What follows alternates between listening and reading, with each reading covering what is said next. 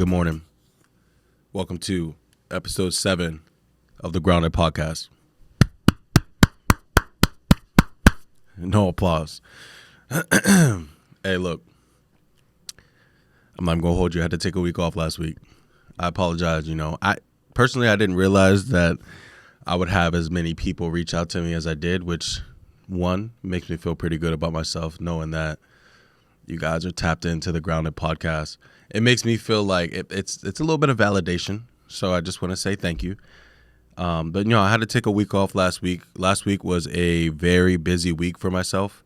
There was just a lot of things going on, like in the gym, and I just I didn't really want to record last week just because mentally I don't think I was there. I don't think I was like, oh, let me get this pod in, just because there's just a lot of things going on last week. Nothing too crazy, just more so on the busy side. But we back, episode 7. 7 is my favorite number too, so this has to be the best episode. If you're going to tell somebody about the Grounded Podcast, tell them to watch the 7th episode, because this is going to be a banger. Episode 7, Grounded. Let's get started, man. So first things first. Actually, run it back. All I know is I have been getting some comments about my first episode when I was actually like making the coffee and like doing all the ASMR. I'm not even gonna hold you. That was one of the hardest things I've ever done. I was trying so hard to keep my train of thought while making coffee.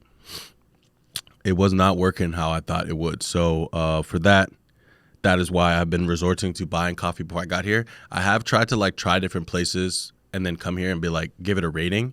But I also don't feel like I've done a great job of that either. So I'm going to tell you where I got coffee from. I'm going to rate it 1 through 10. And then we're going to jump into the episode. So today I went to Bluestone Lane Cafe. It is a cafe that is in Washington, D.C. Vibes, good vibes. Customer service, a little weird. Me and my videographer, which you met him in one of the episodes, you know what I'm saying? Yeah. So we go in there and it was like, I don't even know what the feeling was. What's the opposite word of welcoming? That's what it was. Like we walked in and then the waitress or server or whatever, because we just wanted like coffee. And she came up and she just looked so puzzled the whole time. She's like, and we walk up and we're like, hey, can we just order, to go? And she's like, oh yeah, but mad weird. Anyways, it looked like a cool spot. I don't know if anybody that is listening has been there. It looked like a dope spot to me. But I got a cappuccino with an extra shot of espresso. I gotta make sure I get my caffeination right for this episode. And I got a cappuccino, extra shot of espresso, no flavors, no additives, just same old. So I'm gonna this is my first sip. We're gonna try it and rate it 1 through 10. I'm gonna give you some ASMR on this sip. Oh, let me get right.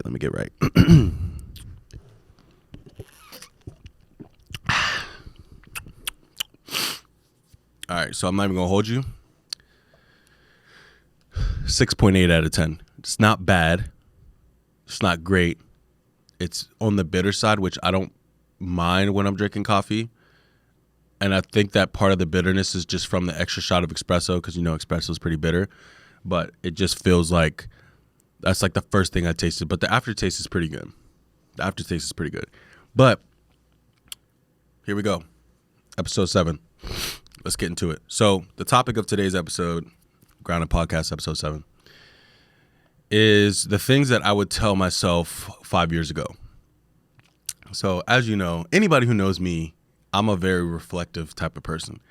I love to reflect on things that have happened to me. I'm an overthinker. I overanalyze. I hyperfixate. And I think a lot about what I'm doing and like what I've done, interactions I've had. It could be a conversation from years ago, and I'll be sitting and I'll be doing something random. And I'm thinking like, man, I can't believe I said that to that person. I can't believe it's just that like weird feeling. But that's me. So I would say that a lot of times, like when you go through stuff, people ask like, oh, is there anything that you would change knowing what you know now or doing what you're doing now? And there's a lot I would change and there's a lot I would not change.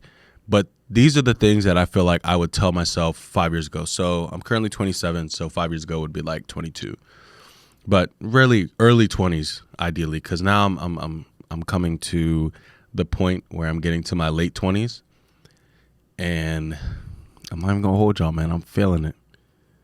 My back, kneecaps, toes, everything. I'm waking up. I don't know if I've told anybody. I've told a few people this, but when I wake up the first thing in the morning and when I stand up, the first thing I gotta do is I pop both my knees. And I'm like, dang, I don't even know if this is normal, but maybe this is just creeping into the 30s. But there's a part of me that feels like I've been 30 for 30 years, or I've been 30 since I was 18. That's how I've always felt. When I was 18 years old, I was with this guy, and I was at a car dealership, and I was just getting my car worked on. Something needed to get fixed. And I don't believe that I look old by any means. I don't feel like I have an old look, but people that I used to be stationed with always used to troll me and joke with me and been like, yeah, Price is mad old. Price like 36. And even now, even in the gym, a whole different set of people, they still troll me like I'm an old head, which I mean, maybe I am, but you know, it is what it is. Like I feel like I got an old soul, you know? So anyways, I'm at this dealership. The dude's fixing my car, and he's like, all right, bet, what's your email? And this is my email at the time. And I was like, okay, it's joshua.price1997 @gmail. And he's like, okay, cool. He's like, 1997. He's like, is that when you graduated high school? I was like, high school? That's when I was born. He's like, oh, he's like, you just look like. So then I started doing the math. So at the time, this was 2015. So 97. So it's 18 years. That would have meant at 18, he would have thought I was 36. And I was like, whoa. So yeah, mad old. But this is what I would tell myself. Also, I do have my first gray hair. Just putting that out there. But to me, I appreciate it because I feel like it, you know, it's just another piece of wisdom that I feel like I got. You know what I'm saying? Plucked out of my head. So here we go. So some of the things I would tell myself 5 years ago that, you know, if I could. And I think it's a good thing for everyone to reflect. I think we all kind of need to just think about, what have you done? Where are you? Like, where are you now? And then what are you going to do? Like, what's your plan moving forward? Because life, if I've learned anything, life is this like train, and it never stops moving. It can't go back. It can only go forward. But it's good to reflect back so that you can make better steps going forward. So I'm going to kind of just like roll down this list, and then I'm going to talk about like some of these points on the list because I think it's important. So number one, it's okay to not be okay. You don't need to have it all together. Don't follow the crowd. Do what makes you happy. Tune out the noise. Find peace in simplicity. Keep your circle small. Don't take classes, but learn as much as you can, and I'll get into that. Make realistic goals, which I've always talked about since episode 1. Dream big, but work for it. It's okay to make mistakes and invest in yourself. So these are things that I feel like off the dome that I would tell myself, because maybe knowing myself in my early 20s, would I have listened? Maybe not, maybe. But if I could actually like somehow take 27-year-old Josh Price, go over to 22 or 21-year-old Josh Price and be like, hey man, like let's sit down and chop it up. Because there were some times, especially in my like early adulthood, to where I felt like I was like really lost, and I didn't really know where I wanted to go from there. I was one of the few people that I considered like in my group of friends, or like people that were around me, that went to the military like right after high school. Obviously, like you guys know, like I got married, all that stuff. But when I was 21, I had just bought my first house. I was living in Virginia. At the time, I had I believe I had both my kids then. I believe my daughter might have, no, she may have not been born yet, but nonetheless, I either had, my son, which at the time he was pretty young. He had to be at least under 2 years old. So my daughter wasn't born yet. And, it's me and Raquel, and we're just like kind of like living. And I remember thinking to myself, where am I going? I was just in this like lull, like state of just, I didn't know what the next kind of move was. And at this time, I'm starting to see some of my friends. So this is like 21, 22. I'm starting to see some of my friends. Obviously, a lot of my friends are in college. And it just seemed, in retrospect, I think most of it was a facade. But to me, as I check social media and Snapchat and stories and all this stuff, they just seemed like they were just living. And I'm like, man, I'm over here. I got a mortgage. I got young kids. I got bills. I got this. I got that. I'm young. I'm stressed. I'm making mistakes. I'm overspending. I'm not saving enough money. I'm doing a lot of things that, looking back, I wish I was doing. And I just remember being in this like lull state of like going through the motions, not really enjoying my career per se, just working just to work, just because you have to. And I just remember being like, man, I wonder maybe I should have went to college, or maybe I should have. That grass is always greener mentality. And I just remember doing I've done a lot of like reflecting on that. And I'm thinking in my head, I'm like, maybe this is the route I should have taken. They look like they're having so much fun. And now that I look back, I'm like, it was just a blip in my life.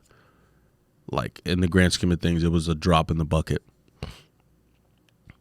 And so as I kind of go through this list, my hope and goal out of this is to hopefully, it's like the goal of every episode, to make you think, to make you just take a second, whatever you're doing. You could be driving in the car, walking on the treadmill, walking your dog, sitting on your couch.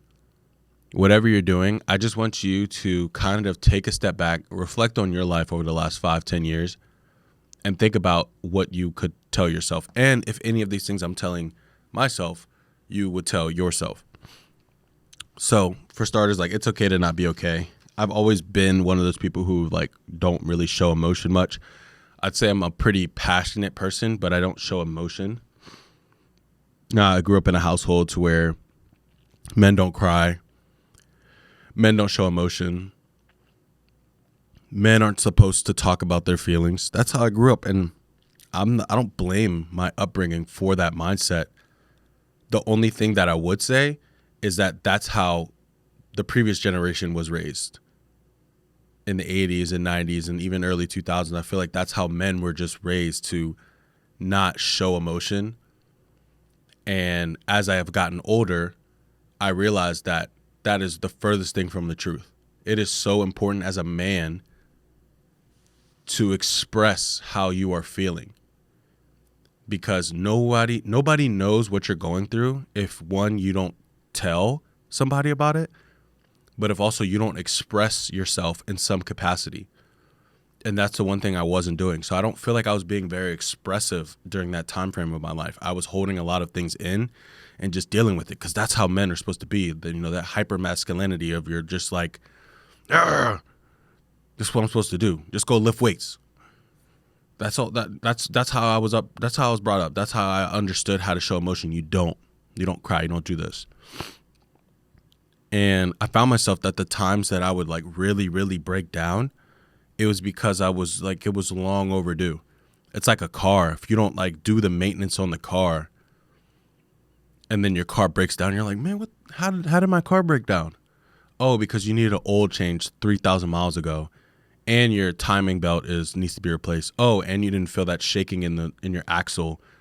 And there was all these things wrong with the car, but you never treated the problem one by one. You just let these problems build up.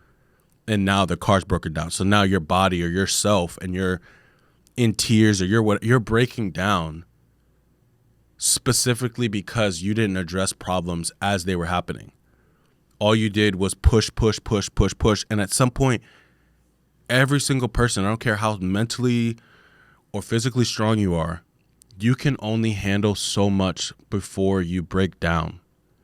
And that was me. You don't need to have it all together. That's my next point. I'm looking at my friends, or I'm looking at people maybe that graduated a couple years before me, and I'm looking at them, and and from a social media perspective, or from whatever perspective, or I'm seeing people that are later into their military career in their 30s or whatever, and it seems like they just have it all together. They're pulling up to the unit in the nice whip. They just closed on this big home. They're living this life that I coveted, I wanted. I'm like, why am I not there yet? I'm 22. Why do I need to be? There's no reason for me to be blaming myself for not being there yet. But that's what I was doing. I was just blaming myself. Don't follow the crowd. I've told a lot of people this story of how important it is to not follow the crowd, because a lot of times that crowd is going to lead you down a path you don't want to go. I may have said this before, but I'm going to say it again. We live in a sheep culture. Like, just look at TikTok. Everything starts from a trend and then everyone's doing it. And then sometimes you're like, I don't even know if this is funny because this is the 13,000th time I've seen this same person do the same trend. It's not original. Like, we don't live in a originality type of culture. We keep remaking stuff and recycling stuff, and things that were cool 20 years ago are cool now, and things that are cool now aren't cool anymore. And it's so hard to keep up with. If you try to keep up with the crowd, you're going to be in a dark place, because you're always going to feel like you're running this race that doesn't exist. And that's me. That was me at that point, running a race that nobody else was in. Like, in my head, it felt like there was like I'm running against 10 people, 15 people, 20 people. But then it was really just other versions of me. And I was racing against myself for no reason. There's no reason to follow the crowd. The crowd is not going to lead you to where you want to go. And all these things are like very interwoven. Like, as I'm going through it, I'm like, they're extremely interwoven. Tune out the noise. Crowd. That crowd, those group of friends or the people around you, everyone's going to have their 2 cents. They're going to say, go do this, go do that. Let's go here. Let's go there. Nah, don't do that. What? You're telling me you're going to start your own business? Nah, that's going to fail. What? You're telling me that you're going to do this? Nah, that's not going to work. You're telling me that and it's just they're going to pull you down. Or they're going to tell you, oh yeah, go ahead and do that, because they know you're going to fail and they want to see you fail. I've heard a lot of people say like, oh, they're preying on my downfall, like kind of jokingly. But yeah, you have some people that are probably in your circle that are preying on your downfall. They like to pick up the pieces when you're down. And when you're up, they don't really like when you're up. Or at the very least, they don't appreciate it because they're not up. Just think about that. Start looking at the people next to you and thinking like, I don't know who's really here for me. It's okay to be alone. I gotta just let y'all sit on that one. It's okay to be alone. There's a difference in being lonely and alone. That could mean anything. Have you ever just sat with yourself for a second? I'm talking unplugged. Your phone is, on the dresser or whatever. You're not sleeping. You're not watching TV. You're not reading. You're not doing anything. You're not driving. You're just sitting with yourself for a second. I feel like that's why there's so many people that like hike and camp and do all this stuff that's in nature. They go like sightsee these like, big nature things. And I feel like the common denominator in those people is that there's a peace and tranquility in stillness. And when they're sitting, there's no road noise. There's no flashing lights, police cars, sirens, all this stuff. And you're just sitting in stillness. And you almost can hear nothing. How often do we get to experience that?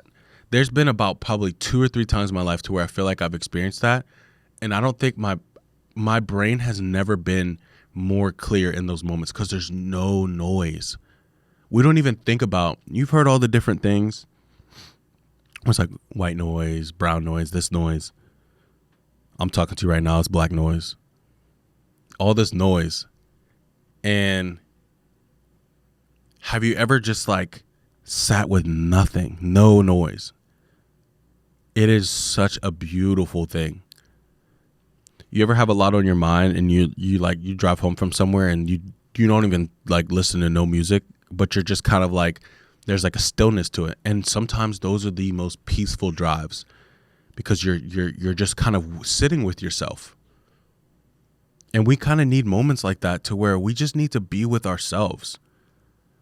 We need to just be with no one but ourselves, which includes no phone.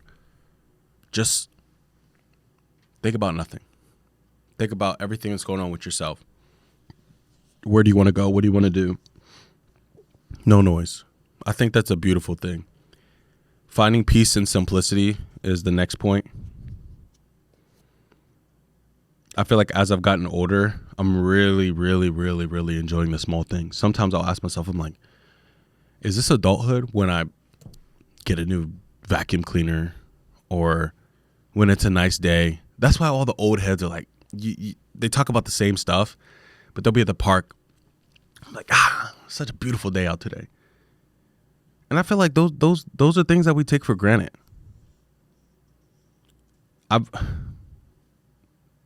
I'd say I don't have a ton of pet peeves, but one pet peeve that I have is complainers. There's nothing that drives me more up the wall than someone who will not stop complaining.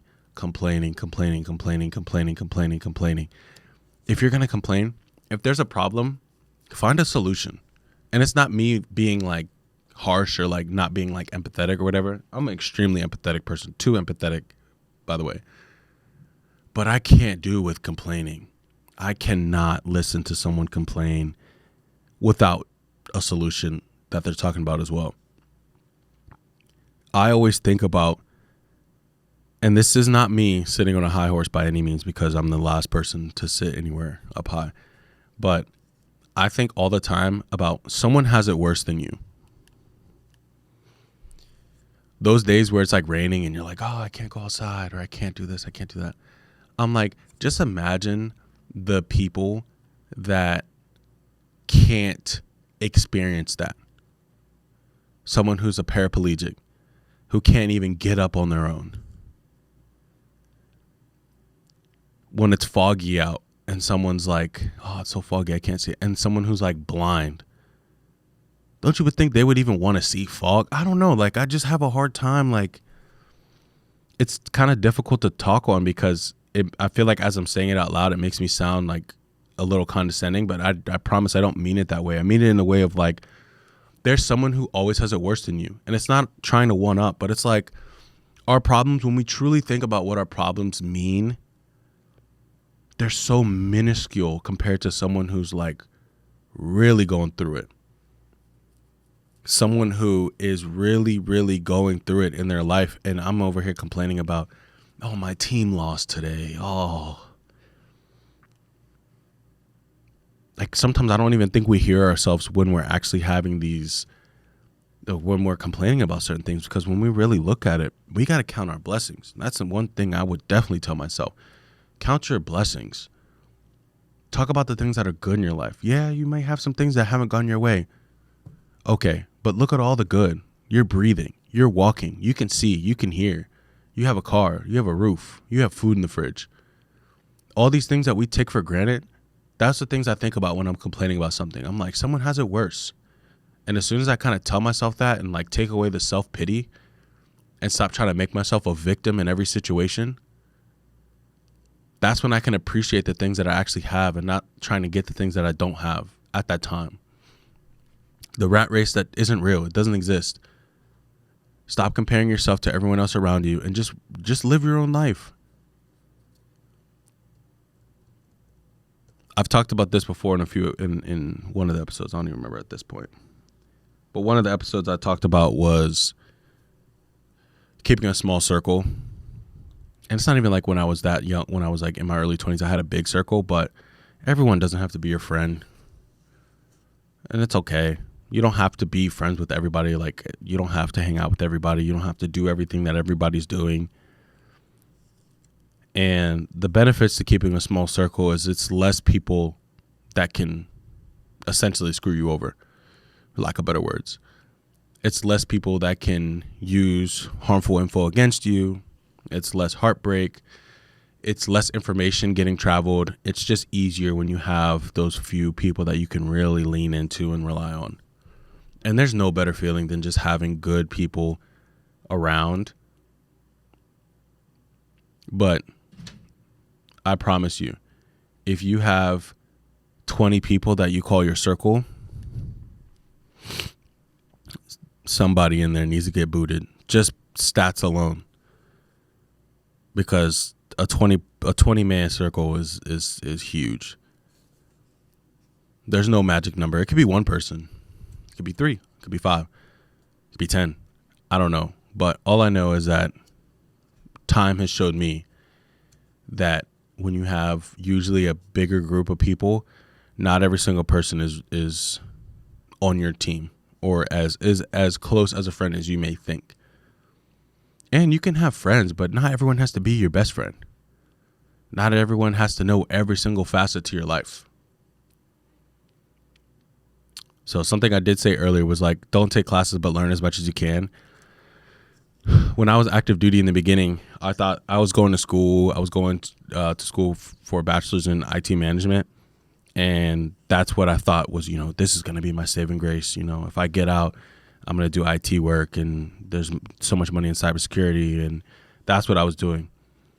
And looking at what I'm doing right now, did I waste my time? I wouldn't say I wasted my time because, one, the military paid for it and stuff like that. But the money aside, I could have potentially been learning a lot more about what I wanted to do in the future, about my craft, about being a business owner, about learning and understanding taxes and all those things that I'd probably be better off for now. But that was the wave then. It was like, go to school while you can, learn as much as you can.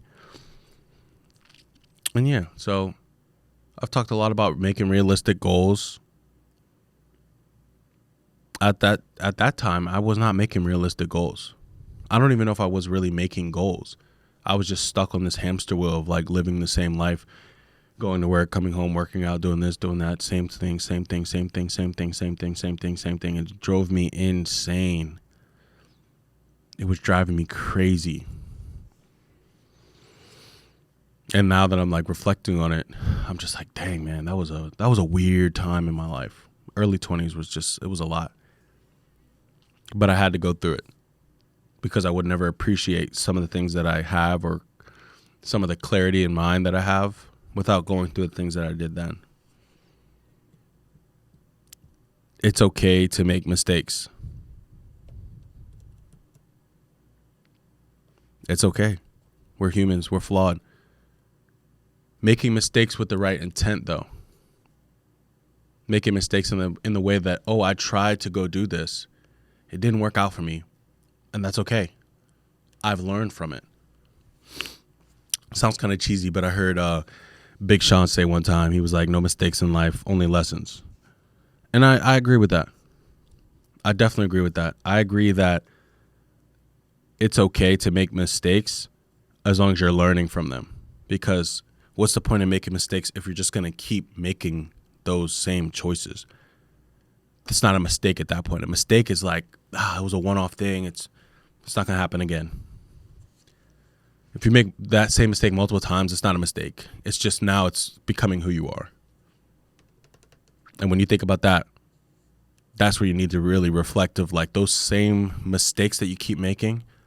Is that just becoming your life? Is that just becoming who you are?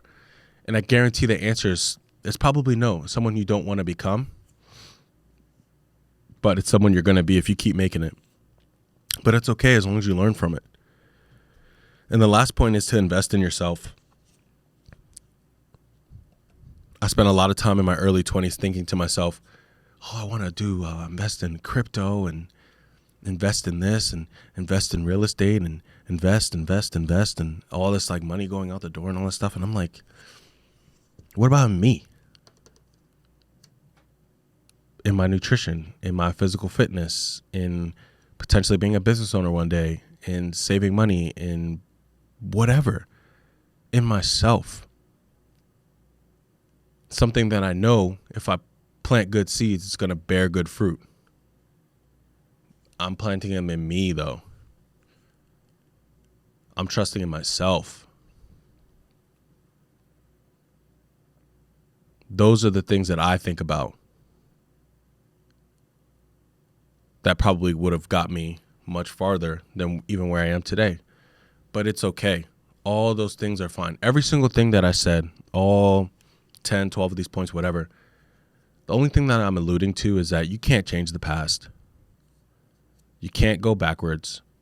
The train of life never stops. But I will say the only thing that we can do is move forward knowing what you've done before. And then as you're moving forward, making those right decisions and those right steps into getting to where you want to go. Because that train is going to take you wherever you want. It can take you down a dark path. It could take you down a poor path. It could take you down a painful path. Or it can take you down a good path with money and happiness and better friends and education and whatever you want it to go. That train can go wherever you want it, but you're the only person who can point in the direction that you want it to go. No one else has control of that. Stop blaming everyone else around you for your own problems. Stop being a victim in every situation. Stop victimizing yourself.